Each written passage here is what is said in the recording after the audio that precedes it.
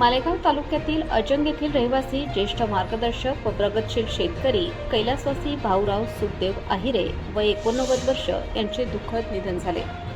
त्यांच्या पश्चात पत्नी, 3 मुली, 2 मुले, सुना, नातवंडे असा मोठा परिवार आहे. ते अजंग गावातील एक आदर्श व समाजाभिमुख व्यक्तिमत्व म्हणून ओळखले जात होते.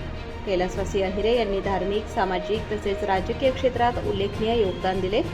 ते प्रगतिशील शेतकरी असून अजंग विविध कार्यकारी सेवा सोसायटीमध्ये विविध पदांवर कार्यरत होते. सन 1978 ते 1979 या काळात ते सेवा समितीचे चेअरमन म्हणून निवडून आले होते. राजकीय क्षेत्रातही त्यांनी सक्रिय सहभाग घेतला. निवडणुकांच्या काळात पक्षाच्या उमेदवारांना मदत करून त्यांनी महत्त्वपूर्ण भूमिका बजावली.